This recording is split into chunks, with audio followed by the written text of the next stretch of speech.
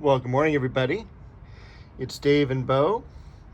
Although it isn't morning, I'm actually recording this toward the evening. It is January the 21st. It's a Wednesday, around 5 o'clock in the evening. The sun's just about to go down, but it was such a beautiful day. I thought I'd do a quick garden video and run this over the weekend because look at that magnolia. It is amazing. This is Magnolia. Soulangeana is the species name, and Alexandria is the cultivar. And it is just coming into full bloom, so I did not want to miss it. It is absolutely stunning. It's about 12 feet in terms of height, and it's also about 10 feet wide this way to this way. It is one of my favorite plants in the yard, as everyone who watches this channel knows. And it's got also a very light fragrance to it. We'll take a look at this blossom here. It is kind of like a smaller, regular evergreen magnolia flower, except it's pink, and it does come in a variety of colors. Comes in yellow, and it also is kind of some darker rose colors, and there's even a couple that fall into what they try to sell as black. And there's one, I'm trying to think, Black Tulip is the variety from Monrovia Nursery Company that you might see on the market retail. All right, enough of that. We're gonna cruise around here, take a look and see what's also coming into bloom is the Pink Breath of Heaven. Just beautiful sprays of very small pink flowers. I'd like to say they're dime sized. They're not even dime sized. I mean, you could probably put 5 of them together and they may be dime sized. They're that small, but they're just, it starts to cover the plant this time of year, which is really, really cool. And this is loaded with buds. One of the reasons I'm going through the garden right now is because starting tomorrow, we're supposed to get some rain. And so I want to make sure that we get some nice videos in prior to any rain damaging something like this beautiful celebrity tree rose. And again, January 21st. So welcome to Southern California. The celebrity tree rose, or just celebrity rose, is one of my favorites because it has this kind of very glossy leaf to it. And that means that it's going to be preventing diseases such as powdery mildew and black spot, things like that, compared to other yellows such as New Day. The only, I hate to say, bad thing about it, you see that kind of circular form on the leaf there? That is leafcutter bee. And it's not a bee that like lives in a hive or travels in groups or anything like that. It's a solitary bee. And what it does is it takes that segment, we're gonna go into it again because I'm going into teacher mode here. So what happens is the bee literally takes a bite, swings its body around, and it cuts that kind of circular form out. And then it uses that to basically create kind of like a nest, like a bird would create a nest. And it's so incredibly cool. I found a couple nests before where they will literally put leaf inside a leaf inside of leaf, and it's really just an amazing thing. Back here, there's not a lot going on. Actually, now it's at the point where there should be. I need to get rid of some weeds here. A lot of these plants as well are meant to go out into the garden. One thing I do want to point out, so this is one of the bulbs that I got as a gift from Covina Garden Center. Now, there are a variety of types of this as well.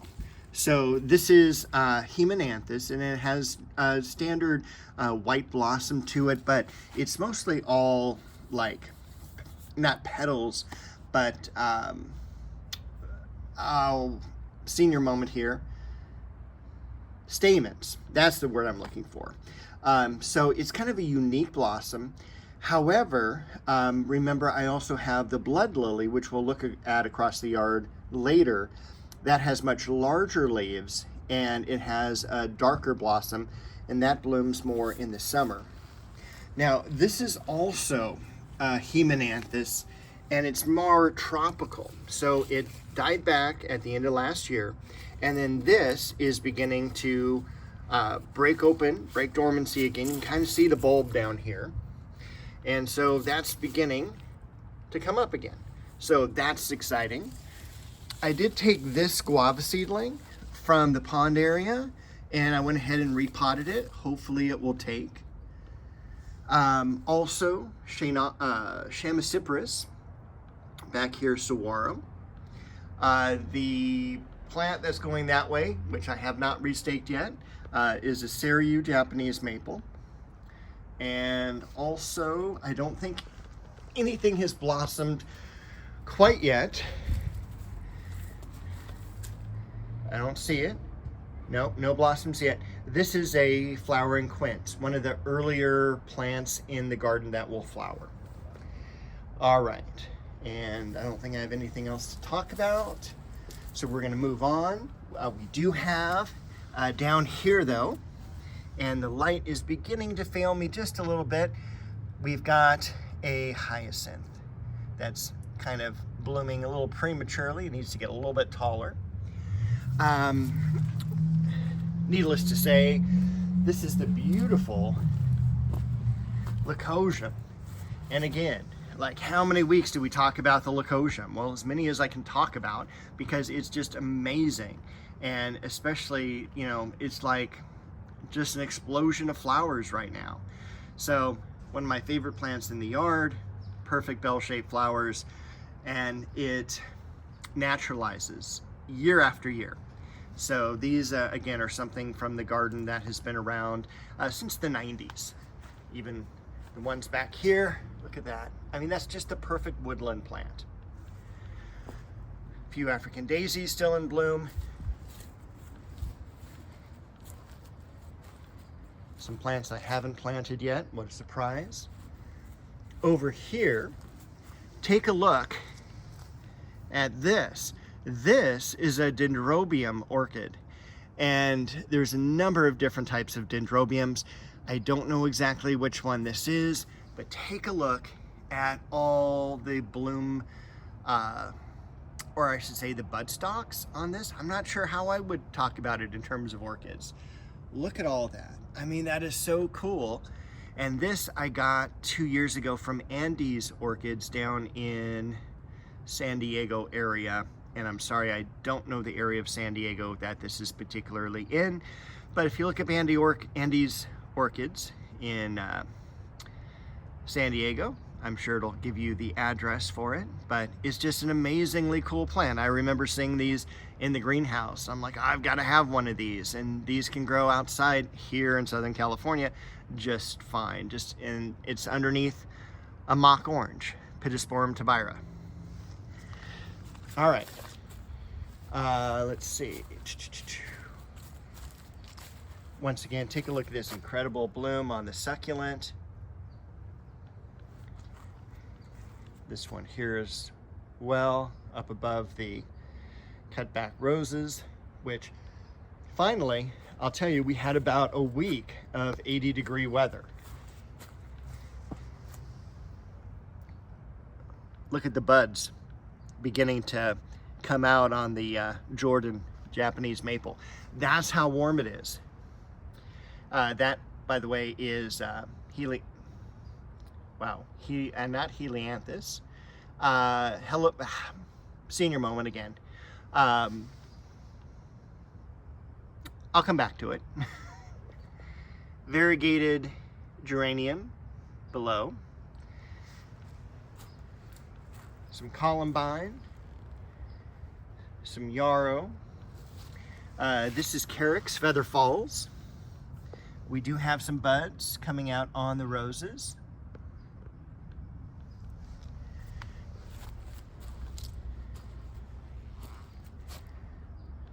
Of course, Shishigashira Can't wait for that to leaf out.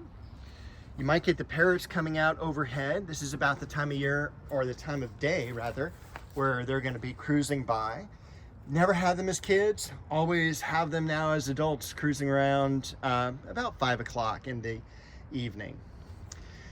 This is also one of the areas that I've worked on over the past week. So added some more mulch, added some more edging, added some more soil. Oh, let's see if we can catch some. Hold on.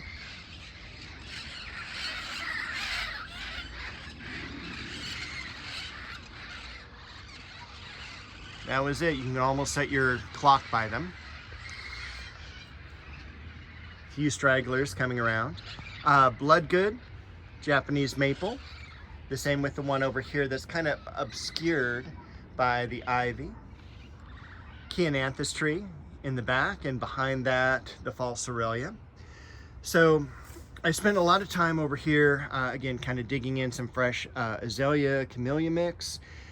Put a couple new boards on the fence to the left because I took down some of the ivy, and the fence underneath was basically see-through. You can kind of almost see that over here to the left.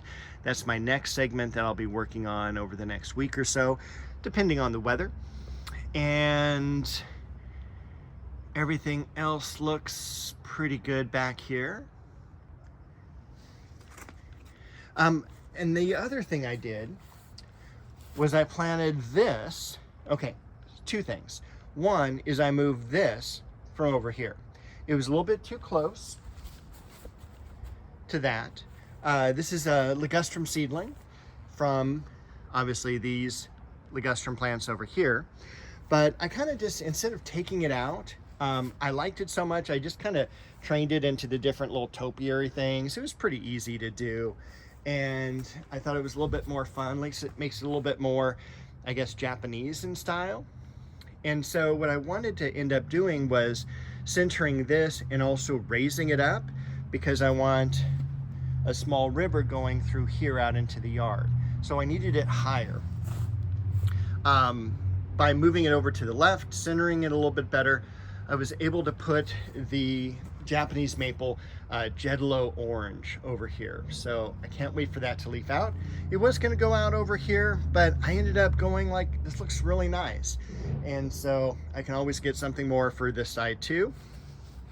And so what you'll have eventually seeing from the yard will be kind of like Japanese maple on that side, Japanese maple on the left as well, kind of covering up the beginning of the waterfall, giving it a little bit of a tunnel almost underneath, and then it'll come out through here. And obviously I got to fill out this pond area here. More Magnolia soulangeanas. These are the yellow ones. Elizabeth here and here. And if you haven't watched this video in a couple weeks, I also moved that plumeria back into the flowering bed, and also kind of rotated it just about clockwise, maybe about 25%. So all the heavy branches where they're growing is going to be over the planter bed, not the walkway, because this is going to be a walkway through here. All right, Bo is still up on the table where we left her, so we're going to cruise around here real quick. This is another Japanese maple, Sangugaku, coral bark maple. We'll take a look as the sun fades a little bit on the coral bark. It is very beautiful.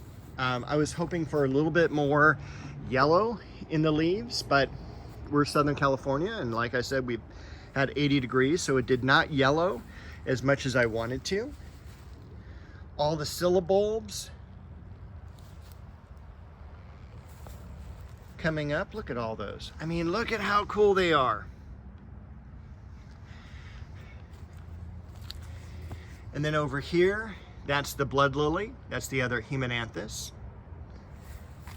We've got the Westringia right here as I pull some leaves off of it. And then I'll cruise around. I mean, I still have roses to prune.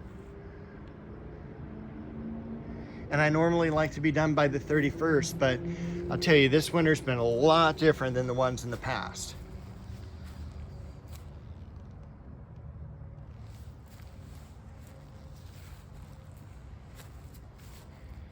And that looks like a mess, but you know, we'll go through, rake it out, clean it out.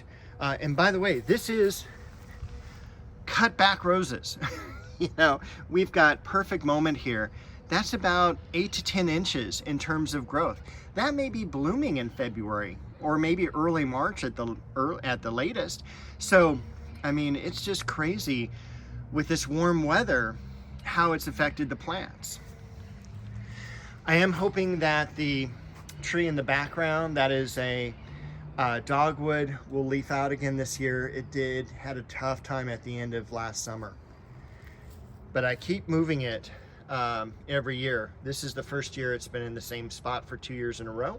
This is more Westringia. Crabapple in the back. Almond bush there. A lot of bearded iris blooming in the garden. This is Santolina, great for potpourri. Multi-grafted plum tree, there's 3 varieties. Stanley, elephant heart, and one more I can't remember. Cherry tree. Apricot.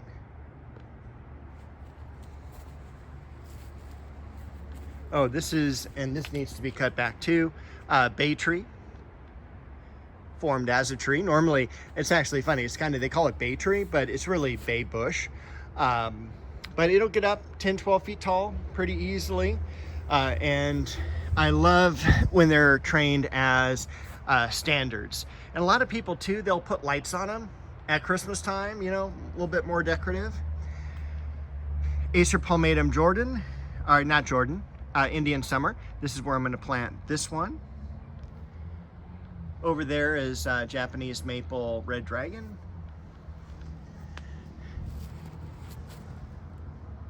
False heather in the white. I was really sad. This came out really, really nicely. There's Bo, by the way. This came out really, really nicely in terms of bloom, and then the blooms just got fried in the heat wave. We hit 84 as our high, which is incredibly high for January, even for here. So unfortunately, the blooms didn't all do so well. Hopefully there will be a few others that will last a little bit longer. And then there's always next year, right? That's what we say in gardening. And that is the cool thing. I mean, gardening is great to where, like, hey, if it didn't do well this year, there is always next year and the year after that. And as the plants mature, they are more and more hardy. So it's always cool to get out in the garden and see what's going on.